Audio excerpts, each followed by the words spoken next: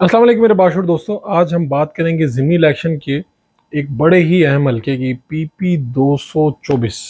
PP 224 में कौन सा उम्मीदवार जीतेगा, कौन सा मकामी फैक्टर है जिसे हम नज़रअंदाज कर रहे हैं, नतीजा क्या होगा 17 जुलाई को। और ये बड़ी अहम सीट है, जहांगीर तरीन का इसमें क्या रोल है, पाकिस्तान मुस्लिम लीग नून कहाँ पे खड़ी है, ये सारी बातें आज की इस वीडियो में करेंगे। आप मेरी वीडियोस को मेरे फेसबुक पेज को फॉलो करके और मेरे यूट्यूब चैनल को सब्सक्राइब करके देख सकते हैं। पीपी 224 जो है, सबसे पहले मैं आपको 2018 के जनरल इलेक्शन का रिजल्ट आपको बताना चाहता हूँ। 2018 के जनरल इलेक्शन में यहाँ पर चौधरी जवार वड़ाइच यहाँ पर इलेक्शन जीते थे और उन्होंने वोट हासिल किए थे, 60,000 कुछ वोट हासिल किए थे। जबकि उनके मद्दे मुकाबिल पाकिस्तान मुस्लिम लीग नून से पीर आमिर इकबाल शाह साहब थे, जिन्होंने वोट हासिल किए थे 48,000, और 12,000 की लीड से चौधरी जवार वड़ाइच साहब यहाँ से पाकिस्तान तहरीक इंसाफ के प्लेटफार्म से इलेक्शन जीते थे। बाद अज़ां वो सूबाई वज़ीर जेल खाना जात बनाए गए। फिर जैसे जैसे जहांगीर तरीन साहब की दूरियां होती गईं इमरान खान साहब के साथ, वैसे ही उनसे ओहदा ले लिया गया था। और बाद अज़ां जहांगीर तरीन ग्रुप और अब्दुल अलीम खान ग्रुप, और जैसे भी आपको पता है कि अराकीन मुनरिफ हुए, और फिर इन्होंने हमजा शहबाज साहब को वोट किया, जिसके बाद वो DC हुए और अब दोबारा इलेक्शन हो रहे हैं। दिलचस्प सूरत हाल ये है कि कल चौधरी जवार वड़ाइच साहब PTI में रहकर नून को बुरा कहते थे, और नून में रहते हुए पीर आमिर इकबाल शाह साहब PTI को बुरा कहते थे। लेकिन इन ज़िमनी इलेक्शन में दोनों को अपनी अपनी पार्टी चेंज करना पड़ी है। यानी अब चौधरी जवार वड़ाइच के हाथ में नून लीग का टिकट है, और दूसरी तरफ पीर आमिर इकबाल शाह जिनके हाथ में 2018 में नून का टिकट था, अब उनके पास बल्ला है। और दोनों पार्टीज़ का जो मौक़िफ़ है वो बिल्कुल मुख्तलिफ है। लेकिन चौधरी जवार वड़ाइच जहांगीर तरीन के बहुत करीबी साथी हैं, और जहांगीर तरीन उनका जो हारना है वो अफोर्ड नहीं कर सकते। बल्कि हमें तो कहीं के ये भी गुमान लगता था कि अगर जहांगीर तरीन साहब को इलेक्शन लड़ने की इजाज़त मिल गई दरमियान में कहीं PTI की हुकूमत में, और अदालत से उनके मामला ठीक हो गए, तो जवार वड़ाइच साहब की सीट पर शायद वो ज़िमनी इलेक्शन लड़ते।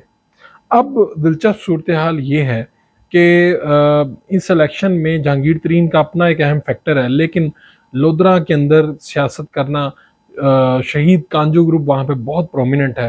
पार्टीज बाद में आती हैं, ये ग्रुप जो है, ग्रुप्स की सियासत है, वहाँ पर ज़्यादा अहम है, और यही लोग ताकतवर हैं। दिलचस्प बात यह है कि जवार वड़ाइच की पोजीशन बहुत ज़्यादा कमज़ोर थी, लेकिन वो सारी पोजीशन जो कमज़ोर थी उसकी वजह सिर्फ और सिर्फ ये थी कि चौधरी जो अब्दुल रहमान कांजू साहब हैं, जो वज़ीर मुमलिकत बराए दाखिला हैं, नून लीग के अहम रहनुमा हैं, वो खामोश थे चौधरी जवार वड़ाइच के ऊपर। उसकी वजह ये थी कि जो पीर आमिर इकबाल शाह हैं वो कांजू ग्रुप का हिस्सा हुआ करते थे। लेकिन फिर चुपके से पीर आमिर इकबाल शाह साहब तहरीक इंसाफ का हिस्सा बन गए, जिसके बाद चौधरी जवार वड़ाइच जो हैं उन्हीं को नून लीग की सीट मिलनी थी। अब दो पीर आमिर इकबाल शाह साहब की कोई जगह नहीं बन रही थी, तो कांजू साहब ने खामोशी इख्तियार कर ली इस मौके पे। लेकिन ये खामोशी ज़्यादा देर तक वो इख्तियार नहीं कर सके, और पार्टी ने उन्हें मजबूर किया, तो अब वो खुल के चौधरी जवार वड़ाइच साहब के साथ खड़े हैं। उन्होंने अपनी हमायत का ऐलान कर दिया है और इस बात का बरमला इजहार कर रहे हैं। दूसरी तरफ पीर आमिर इकबाल शाह हैं। पीर आमिर इकबाल शाह के वालिद साहब इकबाल शाह पुराने आदमी हैं, ये लोग सादा लोग हैं, लेकिन असर रसूख अच्छा रखते हैं, लोग इनको मानते हैं, इनके पास आते हैं। और जो वहाँ पे फैक्टर है, वो एक बहुत ज़्यादा बड़ा फैक्टर ये भी हुआ है कि पीर आमिर इकबाल शाह की पोजीशन कैसे मजबूत हुई है। वो ये है कि मियाँ शफीक राई जो पाकिस्तान तहरीक इंसाफ के MNA हैं, वो इसी हल्के से MPA का इलेक्शन भी लड़ते रहे हैं, और वो इस वक्त सिटिंग MNA हैं। उनकी सपोर्ट भी पीर आमिर इकबाल शाह की झोली में आ गई है, क्योंकि पीर आमिर इकबाल शाह साहब के पास अब पाकिस्तान तहरीक इंसाफ का टिकट है।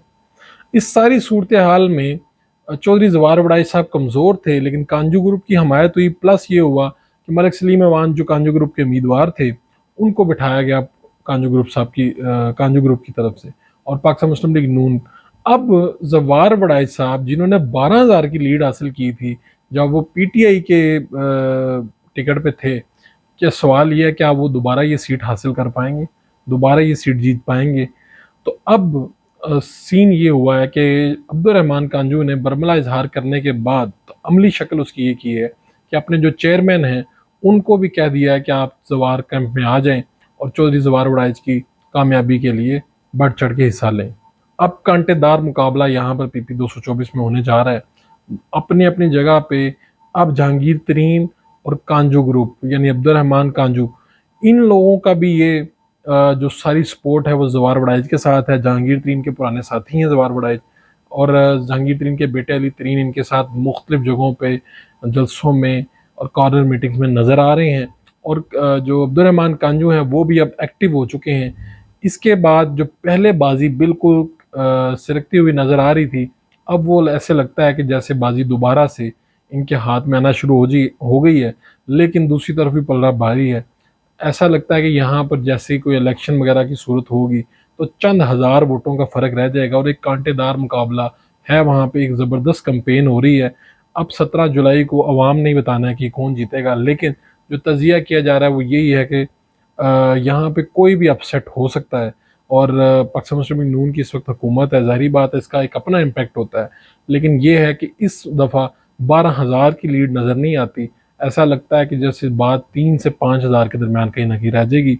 जीतने वाले और हारने वाले के दरमियान ये फ़र्क रहेगा। इंशाल्लाह नए जो दूसरे हल्के हैं उनके बारे में आपको बताते रहेंगी तफसील, और वो चीज़ें जो आपको शायद कोई ना बता पाए। अपने मेज़बान फ़ारूक वड़ाइज को इजाज़त दीजिए। अल्लाह निगहबान।